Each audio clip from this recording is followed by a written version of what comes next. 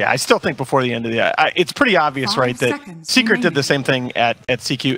If they're try-harding at this event, their hero pool was very, very narrow earlier in the event, and then all of a sudden just blew up as the playoffs were going on, including a 4-position Lina in the grand final. So I think we could probably expect the same in this tournament.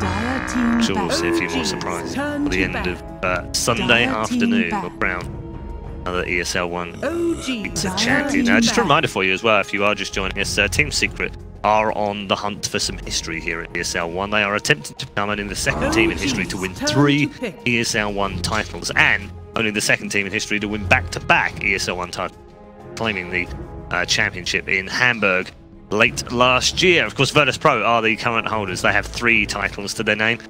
Team Secret have 2. They've also appeared in more finals than any other team right now. They've had 4 ESL 1 finals from the last 12 ESL 1s Dota 2. That's quite a record, Alan, isn't it? Yeah. 4 grand finals from Team Secret. I mean, we have seen some of the best editions of Secret play at these tournaments, including back in 2015. Interesting though, as you look at these bans, OG, if you go back, all of their first pick heroes are banned except Monkey King, Enchantress. There you go. I knew it. It had to be the It's the no-tail hero, right? That's usually what you want to open up with. Lane secure, you don't really get much information from it. You know they're going to play something like this on no-tail, so. Bam. Yeah, played a lot of Prophet, played a lot of Coral, played a lot of Ench. And Chen, for that matter. Does that make you change your first pick if you're Aster? Because they were looking towards the Shaman a lot, but would you take something like CM instead to try to deal with? This is their other bit. This was their classic open, right? Yeah. I mean, I think they've used this 3 times in this event. It does give away their 2 supports. I think you're very vulnerable to being countered, but they feel like they really want to protect those core matchups. Interesting Ember ban, first phase. We talked about it a lot. I think OTW has been fantastic on it. That hero right now for me is if that hero gets through the first phase, I am clicking that ban button as fast as I can, and I think you're going to see as the patch goes on, more and more first phase Ember bans.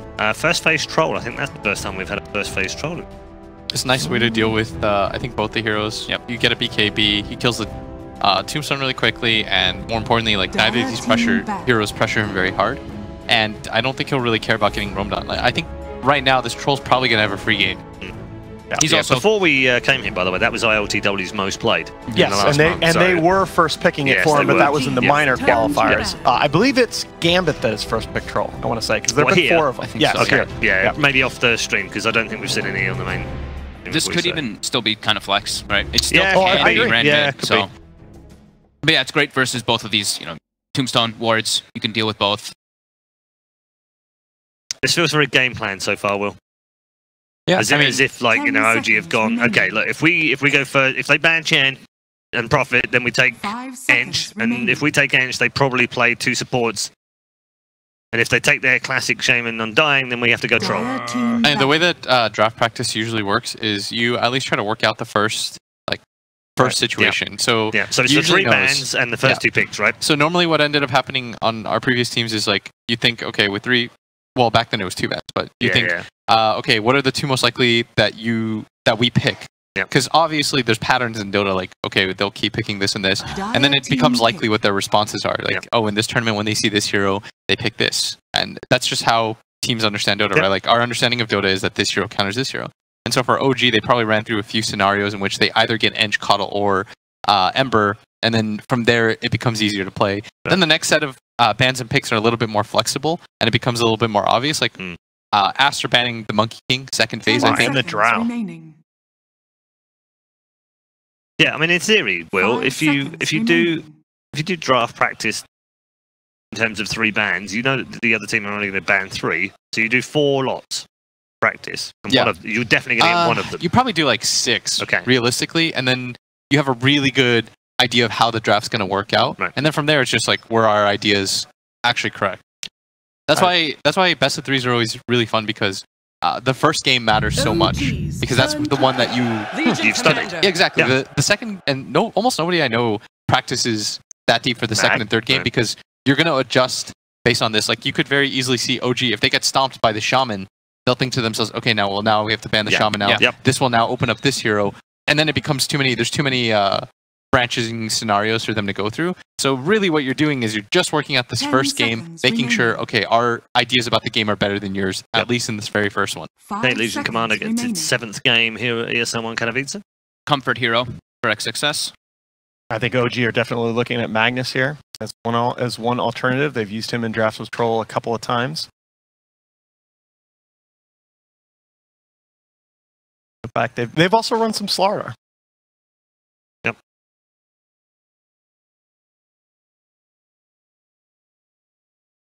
And of course, Enigma as well.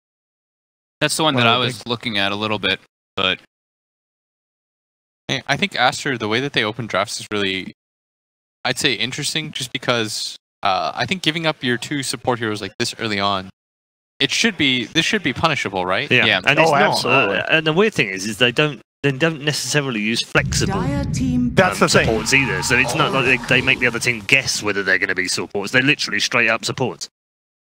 Let's see. That is a very good Oracle pick. Yeah, it really is. The hard save against the LC. Hard save against LC, and even you disarm him in the duel. Yeah, you disarm absolutely. the LC, and then you can guarantee win yourself the duel. The most of those times you add a lot of damage as well.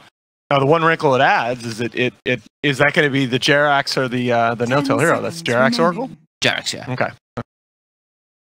I think also OG are probably waiting to pick their mid a little bit later than they normally do because they know that Aster represents supports early on, so they're trying to get them to bait first because I think being able to pick the Troll second here, it's really nice. Like, you know that neither of those heroes are really going to pressure you in lane. You're probably not too worried.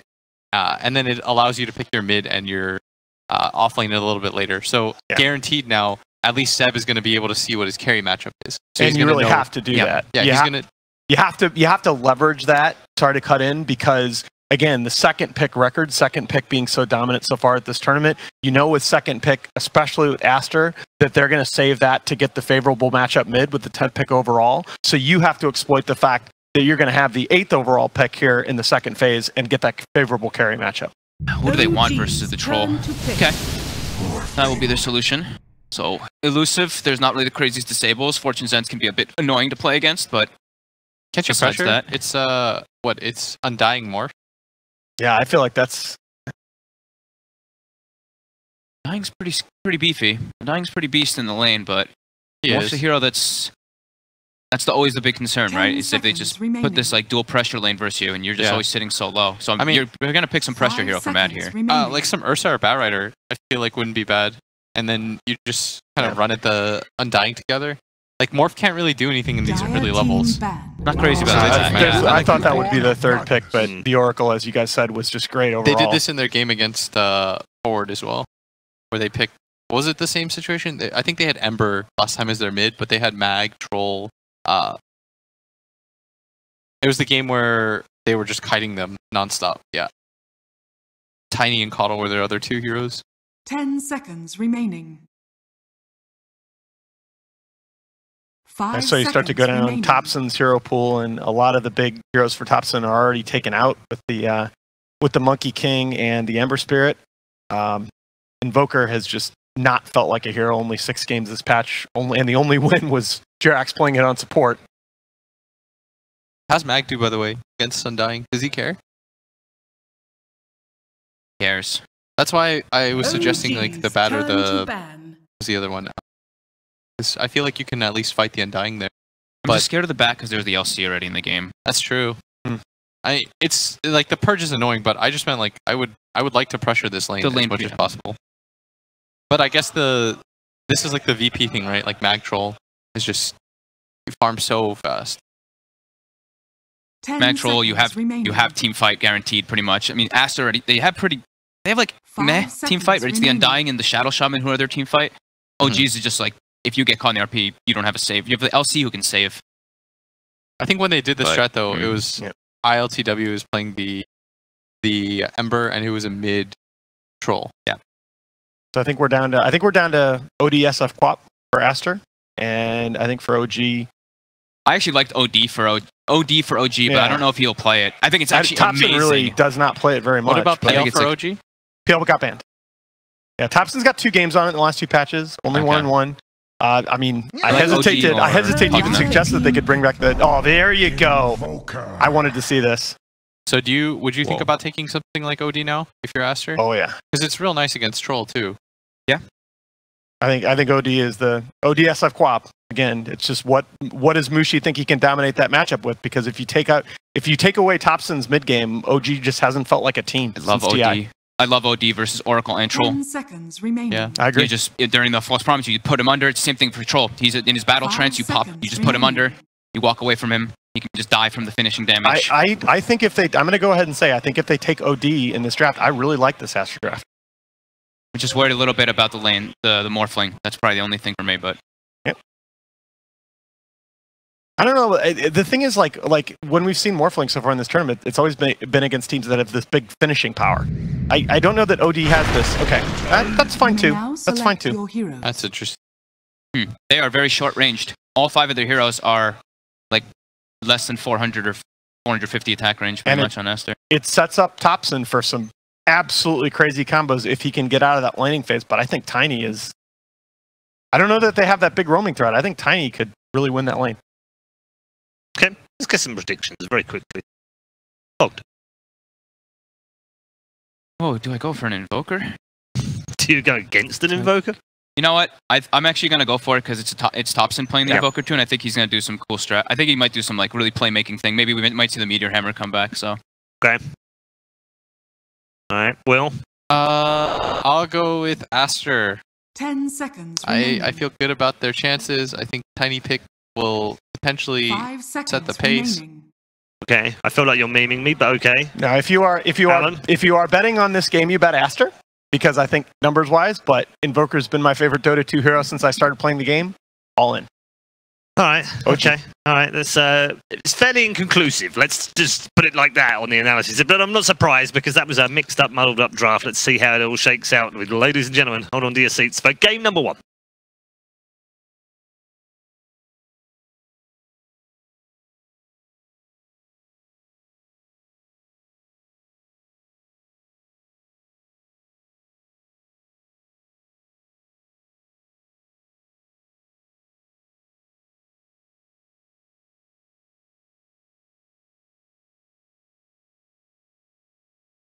ESL 1 Katowice, we get to kick off with OG versus Aster, our first game in the main arena.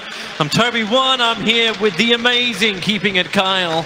How you doing, man? You liking a drop? You liking a Thompson Invoker? We're liking Seb Magnus, we're liking Team Fight. Yeah, OG kind of just throwback. You know, we won TI with this, let's run it again. Sounds good, but at the same time, you look towards the other side. Aster coming through. There's a lot of huge name players here. Mushi, their stand-in as well. The last man to always get his hero, and they gave him time to wrap up their lineup. But it looks like they've got a lot of burst, a lot of control, a lot of flexibility as well in their timings. I was really surprised by OG's decision to first ban Razor. Aster's the only team. They have last picked their mid player's hero every single game, and they used a targeted ban on that in the opening phase to give away Baboka's Shaman. 3 of the 4 games they won yesterday, he was on this hero. The only game he did not play it was banned, and he looks real tier 1 on this in comparison to some of the other stuff he's played. Oh, they're going to keep walking up. The smoke's already broken. Top the huge decay, and it's Jirax who cops so much early damage. Fenrir needs one more hit to kill him, and he will not be able to do so. So running to the north, it's No Tail. Retreating from Aster, so even though OG's smoke broke as Aster stay on the hillside, they still willingly ran into that. And now Aster will smoke themselves. To find No Tail. As if he comes close enough. It's that initiation you wanted. I think that was what you're kind of running, right? Like you're looking for the Tiny's influence in the game. Well, they don't have the weird thing. The reason the smoke is weird is they actually have no disables. Baboka went Ether Shock, so what's the play here? Just zone out the runes? With the easier thing? That way, I don't believe that they're going to know that ward is placed, just because Fenrir is still smoked. However, it's pinged. Okay. They figured it out. They're smart people. Don't know about this. So let's actually look at some of the other stuff. So we started, like the Magnus is really nice. The Thompson Invoker. There was a lot of different options we were discussing. Maybe OD would have been a really nice grab for them as well against the Morphling. How is Thompson's Invoker meant to function in this game with the early quas he's built? Like, is he meant to be an influencer? Like, I don't think that's possible to analyze. Like, we've seen him do everything from... I've watched him play just the standard Quas Wex. I've watched him play Quas Wex with Meteor Hammer. I've seen him go Wex Exort. I've seen the standard Quas Exort, you know, farm with Forges and spam Sunstrikes. He could be buying Midas. He could be going Treads Drums. Like, there's so many different ways to play this hero, which is one of the reasons it's been a staple in the scene for so long, and it's always entertaining to watch. I think you're covering almost every single base. It looks like the runes will actually split 3-1 as OG were able to claim both the bottom runes. XSS backed off the lane. It's nice too because Oracle is a really high burst damage support, but his stun is kind of, you know, it's not a real stun, right? But at least it locks you in place to set up for the Sunstrike. One of the best heroes at doing so. You can set up a lot of really cool combinations. I think you actually probably solo kill the Rasta this entire game just as Oracle with the Sunstrike. Jerax and Baboka get to have fun inside the jungle. I think Jerax is just trying to be more of a pain. He's TPing down to the shrine on top. So away from the Shaman with Boots looking for his own rotation, and Notel's presence will be starting on the bottom lane against XSS. So no aggressive maneuver from OG to that safe lane of Aster. Yeah, I really like what Aster is doing here. Baboka's job, he went Boots first just to shut down Jerax from doing that off-lane pull that he is attempting even so. And this allows the Undying, the strongest level 1 support in Dota, to just zone this mag and give Morphling the free farm. We've seen VP do this all the time for Ramses, where if you can give Morph a couple of Wraith Bands, level 3, level 4, he's now in a position where 1v1, he'll get every single CS and deny. And then you can look to move around and rotate. That's actually how they get the first blood. The Dire Observer. I was wondering if Baboka really wanted to attack and reveal its position, but this makes it worth it. Yep.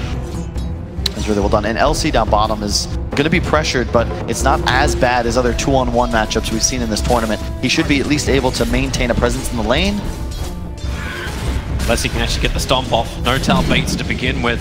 XSS is still trying to retreat back out. Do you dare say doing it left, right, and center, but XSS will be fine back underneath his own tier 1 tower. That was well played by Notel, though, to play very aggressive because there were multiple creep waves pushing into tower, still are. He wants to, and you lose a full creep wave on XSS now because he was pushed out. It's good from XSS as well, though, because you want this lane to push so that you can actually pressure with the creep wave and get that farm and XP. It's actually so fun watching Baboka moving across the map. Seb's running away from Fenrir. In fact, he's a little problematic when he gets hit by so many decays. The Baboka's just moving from lane to lane. He picks up the Arcane Rune. These boots have just paid off so much. Yep. He's now trying to get Notel off XSS. This is working out very well for Aster, though. I know it's only a minor creep differential, but you check out the Morphling. 13-14 has not missed a CS yet, save the one melee creep, and this means that he can just man up against this Magnus 1v1, and eventually you'll have 2 Wraith Bands on the Courier. Seems like the dream. XSS may be in a little bit of trouble, caught inside the trees on bottom lane, as they will get the range axes off as well. XSS starting his own retreat back out with the press of the attack. He's got the movement speed and the regen just to back the hell out of this. Yeah, I think he's going to run to base. I would have preferred to see him TP back and run, but this is really well done by Baboka, as you said, because he's pulling this creep wave away. Yeah, you missed 2 CS, but it covers the Legion Commander's long trek back to base, which is a huge time waster this early in the game. Seems so difficult for Notel to stop him too. Is he actually going to take this mid? It looks like it.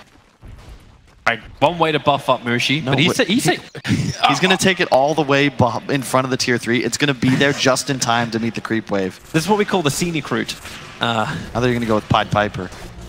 Pied Piper? That just makes this rat Dota. And LC's going to actually go up in the lane. You can see there's 2 creep waves now, so he'll be able to get full XP off that initial wave. Top, still just total dominance by Sylar. Seb having trouble getting next to anything. And mid as well, probably the matchup we want to look at. The Invoker going 15-2 against the 14-7. Where everyone's so equal, as well as Sylar getting a large amount of farm. Like, I've cast Sylar for a very long time, and when you give him momentum like this, Fenrir trouble. Not enough trouble to kill him off. In fact, Fenrir's regen. No, there's another nuke available from Jirax. With the base damage he gets through too. And Fenrir goes down, 1-1 on the board.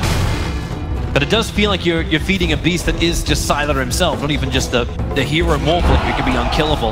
Yeah. I do think that the game will favor OG if they can maintain quality just as the game scales, simply because they have so much damage amplification to give to the ILTW troll. You have a lot of lockdown on Aster, but you're going to have a difficult time protecting the Shadow Shaman against so much burst that can come out from the side OG. Jirax was holding up the wave on the top lane. Shaman did everything he could, Baboka, to keep XSS alive. We're hitting that 5-minute mark, so the rune contest will begin. Doesn't look like, at least for the first time in a while, we haven't seen a big fight over the 5-minute bounty range. In the mid though, Baboka. Oh, actually, yeah. Well, they're going to do it. Baboka wraps around the back. He still doesn't have level 3, so he has to body block up Thompson to get the control. Thompson will take care of this. Tornado turns around, catching both Mushi and Baboka. I like how he had time to chat wheel before casting Tornado. This is OG. This is Thompson. Like, we actually need to have OG versus Fnatic just so we can see the chat wheel versus the pig spam. That's actually what needs to happen. Keep playing like they have. Maybe we will see it. So, I'm fearful. I'm fearful for the side OG just because of how fast Aster's draft can accelerate. If they get an early blink up on LC, they start getting towers mowed down by the afterwards. Exorcists are going to be in a little bit of trouble if they can keep this damage flying in, but then again, press the attack so good. Die will fortify, allowing their tower to stay alive on bottom, not to mention allowing this push on top, but both sides ended up burning it too. Baboka looking for Seb inside the trees while this bottom push is happening. Finally, they're going to find him. Hex up, no shackle, but it won't matter. They drop the tombstone. Seb will get the skewer back, creates a little bit of space underneath the tier 1 tower. But XSS won't die, and it'll be a straight tier 1 for tier 1 tower trade-off. That works in favor of Aster. Yeah. And it's all about Baboka's levels. And he already has Arcanes up. He's level 3. He's going to probably look to take over a lane, but part of why I like the Katowice Invoker, it denies Aster's ability to just plant Baboka mid. They've been trying to do this in pretty much every game I've seen. Mushi's on this mid-game hero that's high rotation, and he just moves out and lets Baboka take lane. You can't really do that against the roaming potential of OG. Loving this aggression, like you attack him with Jirax and Thompson on mid lane, forcing Baboka to react and keep Mushi alive. Now Mushi will be able to survive for this. The Tornado EMP is only going to hurt Baboka at this point. They can't find the kill on him just yet, but they've got him down low. But it's buying the space for this Enchantress to do her work with their stolen catapult. They're beating into the tier 2 towns. What I thought was a 1-1 trade-off is definitely not the case. Yep, and the big part of that is because they actually got an aggro glyph off. Their tier 1 tower died. That refreshes the cooldown. And OG, you give these guys resources, they're going to spend them immediately. And that gives them a bonus 400, 500 damage on that tier 2. Really early. I mean, that was a 6-minute 30 push when that began. That's crazy. Top tower is under attack. You're only 7 minutes 20 seconds into this game, and you're like, okay, well, yeah, tier 2 tower is almost about to fall. Mushi trying to run around the EMP. Jirax is there to make sure that Mushi can't get right on top of Thompson. Fenrir, okay, they got the toss back. Baboka was waiting for it. Hex is out, and Thompson, he'll go in, but did anybody bring detection? They did not. What about no point in shackles, Baboka? Really? If you're going to play for this toss back, I feel like you want to definitely go 1-1-1. It's like he's going almost like that Zeus style build. Like I'm just running around with Arc Lightning and going to spam in the lane. I understand you get obviously 3 targets instead of the 1, but it's only a 60 damage increase. Whereas the 1-point wonder of your shackles, nearly 3 seconds of disable would have guaranteed that kill. Notel. Look, he's just trying to cause some problems for Sylar. He's been way too free on this top lane. Sylar's the first man to crack the 4K net worth mark. I think the panel even brought up, Aster do have a distinct lack of team fight, and the Tiny really doesn't solve that problem. It's a lane dominator and a rotator more than anything else, but he's already 700 net worth behind Thompson. Not really getting enough done, I don't feel, to get the momentum that I think Aster needs to actually reach their win condition. Morph will have a very difficult time surviving against Troll Invoker as the game continues. Unless he can be completely OP with farm level, but for the moment, Sylar is doing what he can. Fenrir gonna burn in the mid thanks to the EMP of Thompson. More pressure being applied to this tier 1 tower. And has been heavily in control of this mid. That gank really needed to work from Aster. They needed to relieve the pressure and slow down Invoker. It's a 4 null talisman Invoker. Sorry, I didn't see that one coming. And now got the urn as well. So it is Katowice. He went 3 and 4. This is a pretty soft or slow game thus far, but neither team really have the tools to make things happen just yet. The levels on the supports of Aster are just too low to really look to dive anywhere, and their primary initiation just, Tiny's running around with boots, as is LC. It's not as if they can get things done. It's also very difficult to rotate onto an Invoker's lane. Fenrir, he's in real trouble underneath his own tower, but that's the reason why Aster TPing in more support. Mushi's already there. They'll drop down the tombstone. hoping for a kill. Mushi just has to toss Baboka forward. Now, that's a level 4 Shadow Shaman. So he's got Hex, he's got Shackles, he's got Easter Shock, and Jirax even dueled up. So welcome to a winner, plus 10 damage into the Legion Commander. They got him for sure. Thompson, is he going to be able to secure the runes? Okay, they get 3 runes out of the exchange, OG does. Oh no, sorry, only yeah, they get 3. You're gonna watch that Espada line, right? That makes you second guess. Yeah, that's one of the downsides of rotating that close to the 10-minute mark. Yeah, Aster got the kill, but for the first time, OG take a slight lead in this game in the net worth differential. Those bounty runes just worth 350 gold, I want to say, each for your side. So probably just worth. Aster can find their money if they can just keep the lanes pushed on bottom lane. This is the catapult wave. Notel did his thing already, and he's stolen the dire catapult in mid. Ooh, gotta be careful on these ancients. Seb got way too low for my liking. Had to tank long enough so Troll Warlord could do it, because Troll Warlord doesn't have any lifesteal. There's no Vlad's pickup. Doesn't have Yasha already finished though. ILTW is certainly accelerating. They might. She? They're starting up a tornado, but she's gonna get rid of that quickly. He needs the movement speed to ensure he can walk away. That's cool. They've actually moved Thompson towards top. Something OG does very well as a squad is recognizing where their cores need to be playing. And you'll often see the Quas Wex of Thompson always moving into the aggro lane because he just pressures Sylar so much. Wow, Fenrir. Jirax doing the work, just coming in from the side. Nuked him down, instant control of the Fortune's End, and there's Seb. It is a double RP. Follow-up taking some time. Thompson now will complete the TP, but the tornado EMP comes way too late, and Baboka even giving him the tip. It's like, you know what, if you're 1 second earlier, that may have been good. I'm curious also, I want to point out Sylar's build. Have we seen Morphlings do this yet in Dota? Drums, masks, rushing E-Blade afterwards? I don't think I've seen Drums morph yet in this tournament. Is it? It's weird. What's it meant to achieve? Not sure. I'll give you some time to think about it. Meanwhile, I love the little things that make Notel such a great Dota player. He's just got a wolf right-clicked on his Troll Warlord. It's 30% bonus damage. Imagine a level 4 Venge just following this troll around. That's the damage increase. And in the event he continues pushing, farming, your troll's now farming 30% faster. Thompson, he's got nothing to really gain from this. He can burn off the mana of the Shadow Shaman. But with XSS sitting behind him, press the attack was going to make sure that Baboka can get away safely. And they can shrine up if they want to. You've already got a little bit lower mana on Morphling. I feel like a stagnant game has got to be favoring OG, just based on how quickly they can all clear creep waves. Especially when you think about heroes like Tiny, like LC, they need to be finding kills to stay relevant. They're both rushing Blink Dagger, but I fear that they'll have to use them. Like, this is the downside of buying Blink in the new patch, where if you aren't immediately able to find kill after kill after kill, the side that's investing simply in economy, just farming up, it's like, it's marine rushing instead of building another base. Like, you will be penalized for this action if you don't just make tons and tons of moves and kill Roche at a certain point. Actually, just really cannot believe how passive this game is when you see Baboka using Mass Serpent Boards to farm up a triple sack. Just helping Sylar. Like, this man has lifesteal. He can do this himself, but instead they go for efficiency farming as opposed to pressuring towers. The tier 1 tower in mid has taken very negligible damage. The only tower they've claimed is up on top, and if we start thinking about Roshan, if we start thinking about OG going in there, these towers need to fall.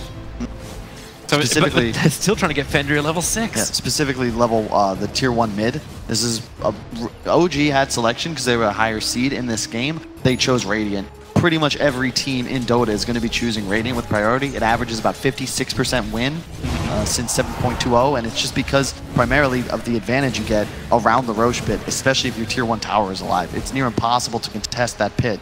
We have a smoke gank from Mushi and Baboka. It's the reveal of the Blink Dagger. So actually tossing in one, but Thompson, he already got the tornado off Shadow Shaman. He'll get the Hex. No, he won't. The duel is out. But where's the follow-up damage? Jirax is there to ensure that Invoker can just survive through this. How do you battle against the Oracle? Not to mention the fact your initiation didn't work properly. Thompson's backing up, but here comes ILTW and Notel in through the rear with the haste drone. After, they just cannot run away from this. Tombstone will drop. Fenrir is going to try and turn around, trying to keep Mushi alive as much as they possibly can, but Mushi will still go down. Seb is ready to fight. RP is available. They're going to get rid of the tombstone and then focus on Fenrir. He's waiting it out, baiting out the RP, only catching the Undying. Not exactly what they wanted because Sylar is doing so much work as well. They need to kill him off. He managed to get himself a double kill out of this fight, but ILTW under the tier 2 tower towards XSS.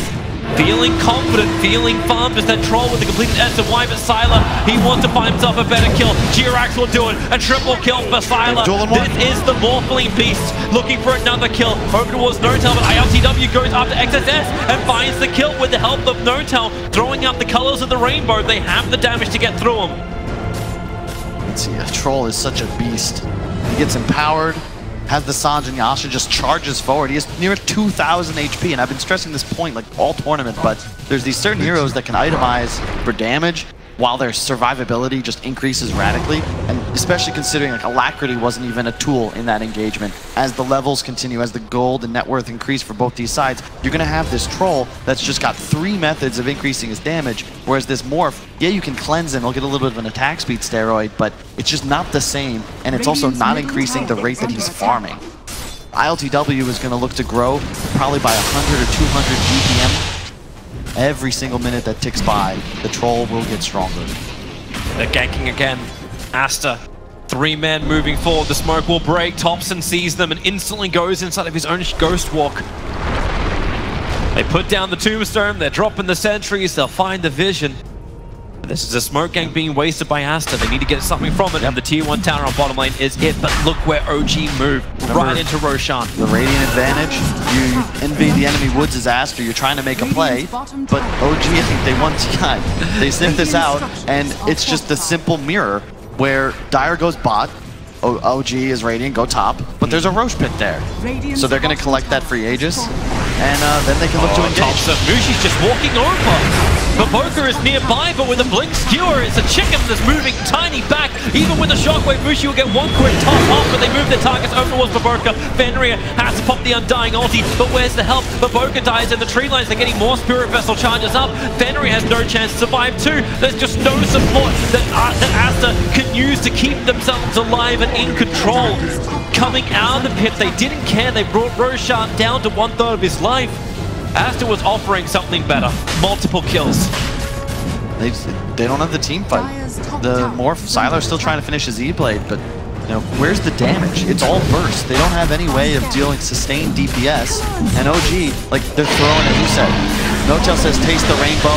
Thompson throwing out spell after spell. He's got a Spirit Vessel finished. God. He might just kill, no, he won't kill him, but... Mushi, what's he want to do here? He's going to toss Thompson back in, but Sylar can't fight. He got burned off because the Coil Snap disabled him. He couldn't just waveform away from the EMP burn, and it burns practically everything in the Morphling.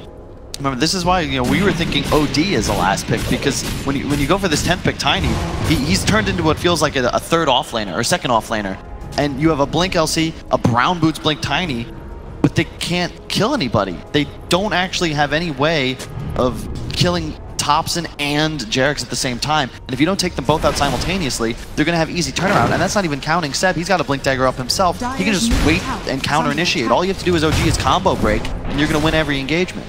They're hunting.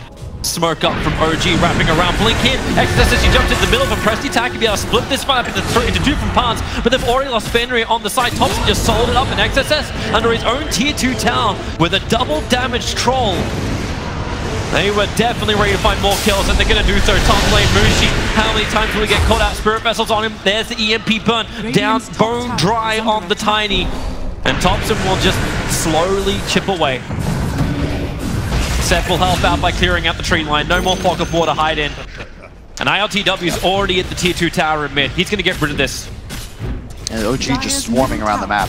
And I'm not quite sure what Aster's play is to get back into this, because it's Sylar's E-Blade pop. They have to work with the disable of Bobica, and they have to work with the burst damage that comes in from like the dual control. And that's it, right? There's not much more to play with. I love the Diffusal pickup on ILTW. He's just going for raw damage output. When you have him power, this item, I believe, is the most cost-efficient DPS item in the game. Could be behind Deso, but the Diffusal also allows you that little bit of extra catch, which his team is kind of low on. There's E-Blade pop. A lot of damage combining with the avalanche, but then again, Blixen, he actually got him dragging back Mushi. Once again, problematic. Mushi can't survive, slowed down way too much. They have so much sustain, they're going to pop you up. There's the Nature's Attendance. Yeah, sure, you can blow out your spell combos on LTW, but we don't give a damn about your burst. We're just going to heal this guy up. There's your E-Blade pops once again. That's the second time Fate's Edict has got somebody's combo. The Tiny of Mushi was ineffective. Now the E-Blade on cooldown, and LTW just hit the base, baby. Yep. Took out the tier 3. Opens up the melee racks for attack. XSS, you know he wants to go in, he wants to duel and get something, but it's an Aegis Immortal Troll Warlord is the only one really presenting himself, and Silas doing all the chip damage he can from far until Tiny will finally come up, but with the melee ranks at 400, it's going to be a lot less. ILTW, Alacrity buff him up, sure, why not? Every bit of damage you can get. The melee ranks falls at the 20-minute mark, and Aster have no reply yet. Every Alacrity is 100 attack speed, and you know, as he gets more points in Exort, it'll be more damage, only 10, but you get 40% damage from the Magam power. God forbid Notel finds another wolf. I know he's been looking for one, just been unable to actually grab one from the jungle. I don't see any spawns of them either, unfortunately, but it's just so much of a steroid. You ever see a bodybuilder? Like, that ain't natural. You put up against somebody that's got to actually just make all those gains in the gym. It's going to be a similar comparison where this troll just pumps out damage. And Sylar's just sitting in the back lines, throwing out E-Blades, praying that Jarek's like falls asleep in front of his keyboard. Yep, that's it, but that's never going to happen. Jarek's way too good a player. And on this Oracle, he's always in the right position. He's got such great range too. He's not even, like, he doesn't even have the plus 50, 150 cast range, but with the Ether Lens? Yeah, and I think the mark of what separates good from great teams, you see this with VP, you see this with Secret a lot. Think about the advantage in this game. OG went from what was a completely even game to a move around Roche, a fight, a couple pickoffs, and what, 4 minutes later, they're 10k ahead with a Rax advantage, and it feels like it's just over. Oh, here comes Aster. They want to try and wrap around the side. They're looking for some kind of opportunity. Observer and Sentry reveals Legion Commander. E-Blade pops. Notel, they have to wait for the Kimmy to get the kill. They're able to do so. Morphling's up towards the air, but Sylar, he's isolated, and he needs some extra help. Fenrir may be able to achieve this, but it's all about ITLTW right on top of Sylar, able to bring down the Morphling. Buybacks are available. One already used by Notel. Set goes for the solo RP in the backline, dragging back the Boca. So you can say goodbye to the Shaman. How hard can you push this still? Oracle will buy back. OG using this financial advantage they've got. They want to keep the pressure up. But Aster will also use their own money. Morphling back up, Shaman as well, but the Troll Warlord, he still has the Aegis, the Immortal. This thing is lasting forever, but not forever. 1 second, it's now out, the duel is there. Legion Commander trying to keep the control up, and they actually will be able to bring down the Troll Warlord just as the Aegis times out. But can they finish up more? Thompson being pushed back out by Sylar. He's actually done the work as this Morphling. He turned into 7, became the skewer control. Speaking of which, he's in the backlines killing off a Boker again. ILTW is on his way. He bought back. He's trying to close this out now. He'll be arriving in just a couple moments, and I think you got to get the hell out of here if you're Aster. Does he still have enough support, though? Like, they just lost Notel once again. Thompson's still down. How does he always have a double damage rune? The third in this game? It's, yeah. He had the bottle previously to ensure it was there at the perfect team fight moment. But what a great observer would. Just up on the hill. You kind of knew it was going to be there anyway, but revealing the Legion Commander. And there's the Purge. Oh, Fenrir. I like the decision to buy back as well, just because the only way you're going to be punished in this 7-minute window is if Aster somehow threaten an extra objective, or 2, really, because you aren't able to be but you're just going to chill. I think by the time Roche respawns, your cooldown will be back up, and even if it isn't, you can just play conservatively. Just pretty much don't get picked off right as Roche spawns. I think ILTW, even though he's a new guy, probably good enough to ensure that doesn't happen. I'm just interested to see if Sylar can have more of a presence in the fights. Like, I know I'm already asking a lot considering he was the savior of Aster to keep that bottom ranks alive, but he's going for a BKB. Is this actually enough for him to stand in the fights against what appears to be overwhelming physical damage of the Troll? Well, I think it's less about the damage OG does and more about how does Aster do enough damage to win engagements. That's my concern. You need the Dream Initiation onto 3 different targets. Thompson's found his target. Up on top, XSS caught inside the ice wall. He'll try and get himself out with the press the attack. Morphling pushed back by Thompson. It ensures he can just do everything he wants. Waveform forward, Morphling. Silas having to wait a little bit longer. Steps nearby, they RP. They want this Morphling down to be a huge one if they can claim it. Straight to Morph as hard as you want. No buyback. But with that death timer so long, 1.5 minutes without the Morphling. And you can see go up. It's fruitless. Why? You can't go for targets unless you're sure Jarex is dead, controlled, or nowhere nearby. He just immediately popped his ult. There's no chance that you're going to be able to take out tops in there. And because of the Oracle factor, now that, especially now that he has unlimited regen because he's got the Aether lens, you don't do any damage. And if you don't finish these kills with your burst damage, they're full health. Here we go again. Up to the high ground. Tier 3 tower doesn't stand a chance. Shaman's coming back. Massive wards are still intact at least, but look where Thompson's moving. Right in through the mid lane. He's looking for information around the side to find that initiation, while ILTW does everything he needs to, which is take the racks. Aster do not want to fight while the Morphling is down. In fact, they cannot fight while the Morphling is down. Tiny has done the long walk in through the rear, has an invis rune, so that's something at least they get. And if he can kill up Jirax, this may be one easy way to start up the fight. Hits him hard, they want to pop Jirax, able to do so. So the save is now lost from OG. There's a chance for them to fight, but the damage has been done so quickly by OG. They have to master forwards. Aster, they're committing to try and fight Baboka. Set up, it's a good tornado, just throwing and tossing around the Shadow Shaman. He's still got some more charges to work with. He waits out as long as he possibly can. Still ends up falling, but Morphling will spawn in 2 seconds time. The range track's the last building surviving for Aster inside the base, and OG's already retreating back out. Dude, that's just beautiful to watch. Like, the awareness, everything done properly. You get the melee racks. ILTW then make sure he takes out the tombstone, so there's no lingering disable that would buy Sylar those precious seconds to actually enter the fight on respawn. They've killed the bottom shrine already, and they know that, hey, as long as we can get retreat to this the little square in front of the tier 3, you get behind that back onto your side of the map, which is now pretty much everywhere that is inside Aster's base. There's no way to be punished because there's no structure that you could be flanked from, and you just walk into the Roche pit. Notel has found an Ursa and a Wolf. It just buffed the carry. It feels like I'm watching a World of Warcraft stream where the Ray buffs? Yeah, the main tank's got like 50 buffs on him and just smacks the big monster in the face until it dies. It's working for OG. Aegis Immortal once again in the hands of ILTW. They do have a cheese this time around that gets into the hands of Invoker. These fights have just been so continuous for OG. The hilarious thing is he's only got one Spirit Vessel because he's just popping it every single fight. Disabling Aster. They just don't have any kind of opportunity to engage. They're going to smoke up in their backlines, away from the Radiant Observer wards. Who's going to present themselves? What a surprise. It's Troll Warlord. They'll break the smoke off Fenrir. Here's the the pop already. The E-Blade pop from Sylar. They're trying to find that duel into the backlines. Once again, this time it's Magnus being attacked, but the False Promise will keep him alive. You do bring down Notel, but XSS will also die for that initiation. The buyback can come in from Undying, but you've already taken Mega Creeps. How much they get in return? Maybe not enough, because the RP from Seth hits the money. A quick skewer back. The Sunstrike will even connect. ILTW will be able to get one more into the double kill, and this really is GG. Aster will call them. The game is done, and OG, a very slow start, but they knew their timing, and they nailed it. Yeah. And you can see right there the beauty in the draft concept. You get initiation on both Magnus and Oracle, but there's still tops, and who immediately applies counter initiation. And this is an idea that OG's been using to win for years now. You combine a mega carry with methods of peel